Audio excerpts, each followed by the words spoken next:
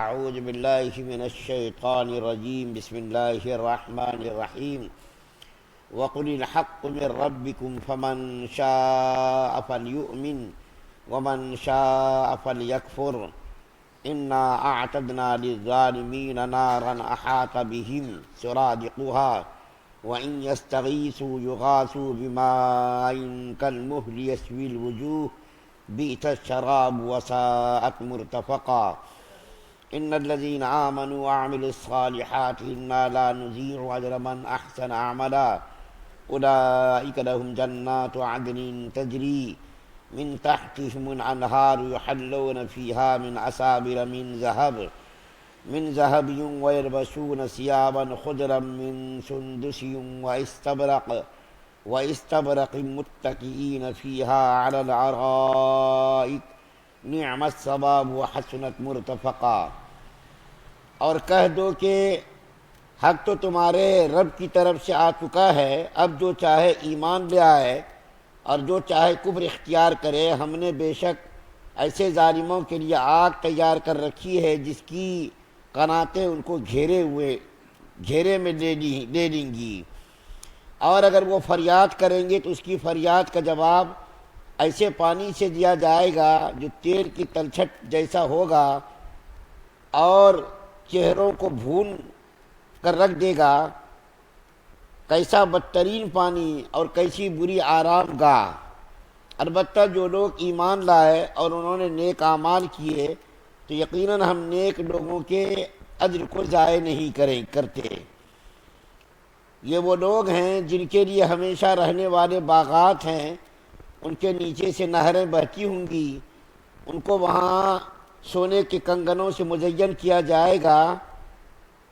اور وہ اونچی مسہریوں پر تکیہ لگائے ہوئے باریک اور دبیز ریشم کے کپڑے پہنے ہوں گے۔ کتنا بہترین اجر اور کیسی حسین آرام گاہ۔ سورہ کہف کی آیت نمبر 29، 30، 31 تین آیات آپ کے سامنے پڑھی گئی ہیں۔ کل آپ کے سامنے ذکر کیا گیا تھا کہ کفار مکہ نے نبی کریم صلی اللہ علیہ وسلم سے یہ کہا تھا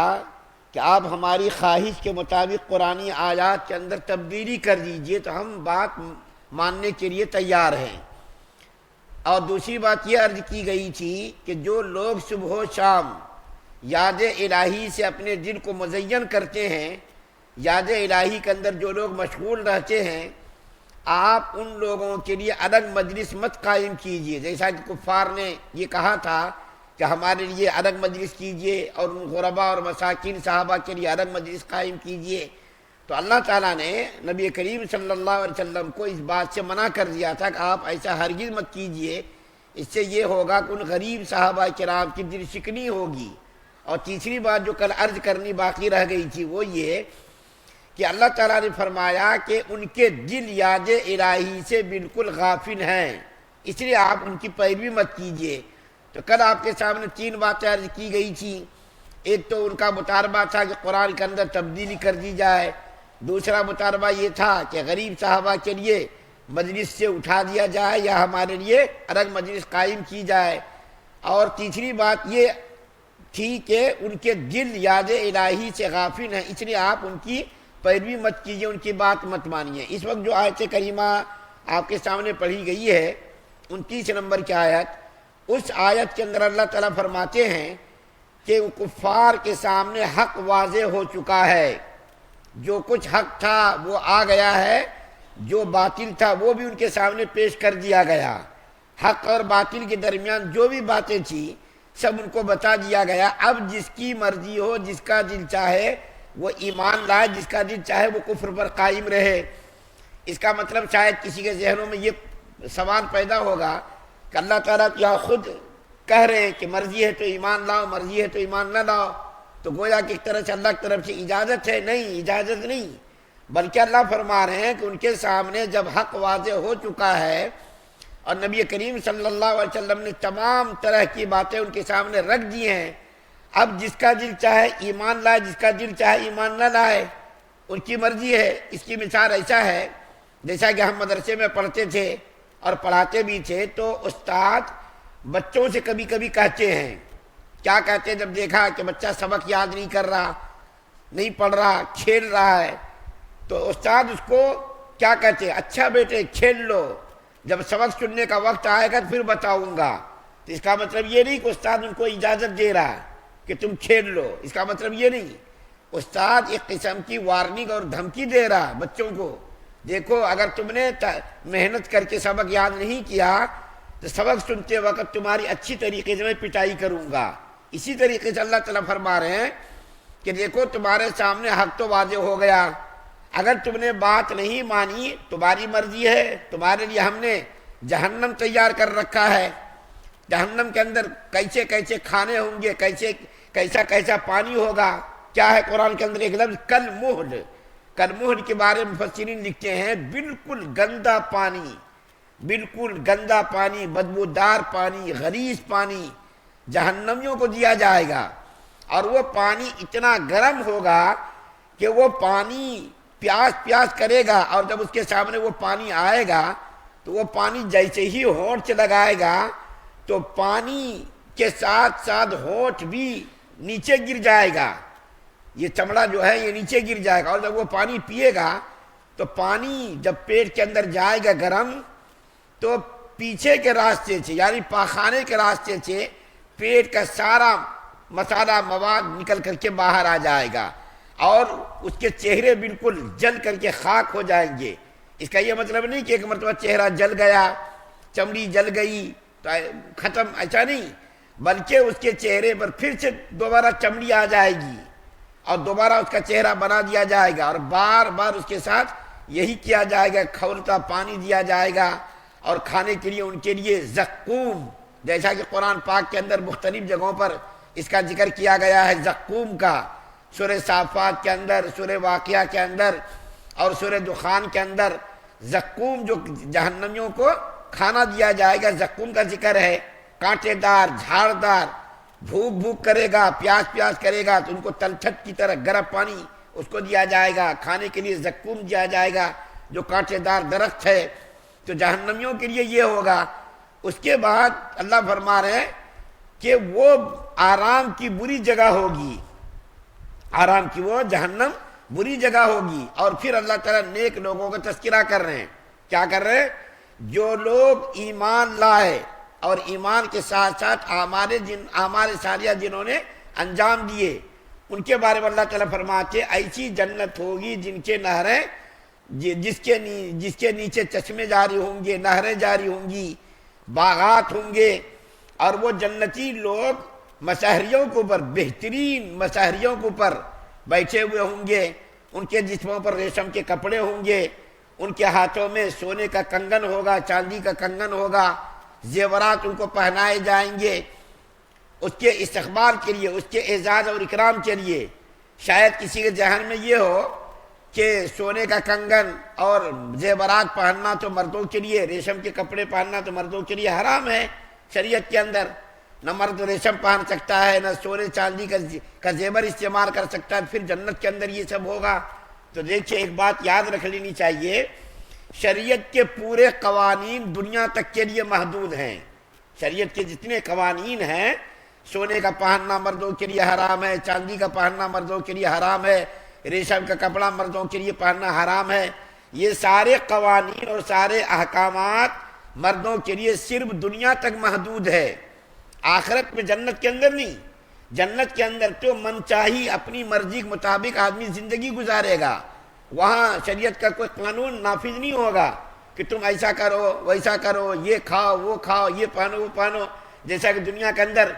مسلمان شریعت میں جکڑا ہوا ہے، اپنی مرضی کے مطابق کچھ بھی نہیں کر سکتا، نہ کھا سکتا ہے، نہ پہن سکتا ہے، نہ کاروبار کر سکتا ہے، نہ شادی بیاہ کر سکتا ہے۔ گویا کہ شریعت کی قید میں مسلمان مقید ہے، اپنی مرضی کا مالک نہیں، ہر بات اللہ تعالیٰ کی مرضی کے مطابق دنیا کے اندر زندگی گزارنی ہے۔ لیکن جب مسلمان ایمان کے ساتھ جائے گا تو اللہ تعالیٰ جنت کے اندر اس کی مرضی کے مطابق کام کریں گے۔ دنیا دار العمل ہے اور جنت کیا ہے؟ دار الجزا ہے، بدلہ کی جگہ ہے۔ جو آدمی شریعت کی پابندیوں میں جکڑا ہوا رہے گا، اپنی مرضی مطابق زندگی نہیں گزارے گا، اللہ تعالیٰ جنت کے اندر اس کو اختیار دیں گے، اب یہاں تو اپنی مرضی مطابق زندگی گزارو۔ شاید کوئی یہ بھی کہے کہ زیور کا پہننا اور کنگن کا پہننا یہ سب تو مردوں کو جیب نہیں دیتا اور اس سے تو بدصورتی پیدا ہوتی ہے۔ تو دیکھیے یہ بات یاد رکھیے، علاقے کا کچھ دستور ہوتا ہے، ایک چیز ایک علاقے میں غلط ہوتی ہے اور دوسری چیز دوسرے علاقے میں صحیح ہوتی ہے۔ ایک مثال دیتا ہوں، ابھی یاد مثال کے طور پر آپ کے علاقے میں انکار کرنا ہے تو سر کو یوں کرتے یوں، لیکن بہار کے اندر اور دوسرے علاقوں کے اندر انکار کرنا ہے سر کو یوں ہلاتے، انکار کرنا ہے تو یہاں اشارہ کرنے کے لیے یوں کر دیتے اور بہار اور دوسرے علاقوں میں یوں کر دیتے، انکار کرنے کے لیے سر کو ہلا دیتے۔ تو دیکھیے یہاں ہم جب شروع میں مہاراشٹر آئے تو جب اشارہ کرتے تھے گردن سے تو ہم سمجھتے تھے اقرار ہے، لیکن معلوم نہیں وہ اقرار نہیں بلکہ وہ انکار ہے۔ اس وقت مجھ کو ایک لطیفہ یاد آیا جو بہت اچھا ہے، مولانا تھانوی رحمۃ اللہ علیہ نے یہ لکھا ہے کہ ایک یو پی کے ایک استاد آپ کے تلنگانہ کے علاقے میں پڑھانے کے لیے آئے، تو پڑھاتے استاد کی عادت ہوتی ہے نا، ہاں بھائی سمجھ گئے کیا، تو بچے یوں سر ہلاتے تھے یوں، تو استاد سمجھے کہ شاید سمجھ میں ان کو نہیں آیا، پھر دوبارہ سمجھایا، پھر سہبارہ سمجھایا، پوچھا بھائی سمجھ گئے کیا، تو سر ہلایا، اس طرح سر ہلایا۔ تو استاد کو بڑا غصہ آیا اور جا کر کے جو مدرسے کا محتمم تھا ان کے سامنے یہ جا کر کے انہوں نے کہا کہ بھائی آپ کے مدرسے کے بچے تو بالکل غبی الذہن ہیں، بد دماغ ہیں، ان کو سمجھ میں نہیں آ رہا۔ تو محتمم صاحب ذرا سمجھدار تھے، ان کو یہاں کے محاوروں سے واقفیت تھی، تو انہوں نے پوچھا آپ نے بچوں سے کیا پوچھا؟ تو استاد نے کہا کہ میں نے پوچھا تم سمجھ گئے کیا سبق؟ تو بچوں نے کہا سر یوں ہلا دیا، اس کا مطلب انکار کر دیا، سمجھ میں نہیں آیا بچوں کو سبق۔ تو محتمم صاحب نے کہا وہ یہاں کا اقرار ہے، انکار نہیں، جیسا کہ آپ کے یو پی بہار وغیرہ میں یوں کر دیتے نا، وہ انکار ہے، یہاں انکار نہیں وہ بلکہ وہ اقرار ہے۔ یعنی آپ نے پوچھا سمجھ میں سبق آ گیا تو انہوں نے جب سر ہلایا یوں، اس کا مطلب ہے یہ سمجھ گیا ہے وہ۔ تو دیکھیے ایک چیز ہمارے یہاں الگ ہے اور آپ کے یہاں الگ ہے، اسی طریقے سے بعض چیزیں آپ کے یہاں کھانا اچھا سمجھتے اور دوسرے علاقوں میں اچھا نہیں سمجھتے۔ مثال کے طور پر آپ کے علاقے میں کھٹا کھانا اس کو اچھا سمجھتے اور ضروری سمجھتے، لیکن اسی کھٹے کو آپ بہار یو پی میں استعمال کیجیے نہیں استعمال کرتے۔ تو ایک جگہ ایک چیز اچھی ہوتی ہے اور دوسری چیز وہ وہاں جا کر کے بری ہو جاتی ہے۔ اسی طریقے سے کنگن پہننا، سونے کے زیورات پہننا دنیا کے اندر تو معیوب سمجھا جاتا، بعض علاقوں میں اچھا بھی سمجھا جاتا اور بعض علاقوں میں اس کو برا سمجھا جاتا، لیکن جنت کے اندر مردوں کی زینت کے لیے اس کے ہاتھوں میں کنگن پہنائے جائیں گے، اس کے جسم پر ریشم کے کپڑے ہوں گے، اسی طریقے سے زیورات اس کو پہنایا جائے گا مردوں کی زینت کے لیے۔ تو دنیا کا قانون الگ ہے اور جنت کا قانون بالکل الگ ہے، یہاں سے بالکل مختلف قانون ہوگا۔ یہاں کے اوپر جنت کو قیاس نہیں کر سکتے آپ، جنت کی ہر چیز نرالی ہوگی، نہ کسی آنکھ نے دیکھی ہے وہ چیز، نہ کسی کان نے سنا ہے، وہ بالکل الگ چیزیں ہوں گی اسی قسم کی چیزیں۔ مثال کے طور پر پھل ایسا ہی ہوگا لیکن مزہ اس کا الگ ہوگا۔ زیورات وغیرہ یہاں پہننا معیوب ہے لیکن جنت کے اندر جا کر کے وہ خوبی بن جائے گا زیورات پہننا۔ تو اللہ تعالیٰ جنتیوں کے بارے میں فرما رہے ہیں کہ اس کے جسموں پر زیورات مزین کر کے پہنائے جائیں گے، اور پھر آخر میں فرما رہے ہیں کہ کتنی بہترین جگہ جنت کی ہوگی، کتنی بہترین اور آرام کی جگہ جنت ہوگی۔ جہنمیوں کے بارے میں کیا کہا کہ بری آرام کی جگہ ہوگی، اور جنتیوں کے بارے میں کیا کہا بہترین جنت آرام کی جگہ ہوگی۔ یہ کس کے لیے؟ جو ایمان لائیں گے، اعمال صالحہ کریں گے اور اللہ تعالیٰ کی مرضی مطابق دنیا کے اندر زندگی گزاریں گے، اور جو اپنی من چاہی زندگی گزاریں گے، اپنی خواہشات کی پیروی کرے گا اور کفر پر نعوذ باللہ قائم رہے گا، تو اس کے لیے تو جہنم ہے۔ اور جو یاد الہی سے اپنے دل کو،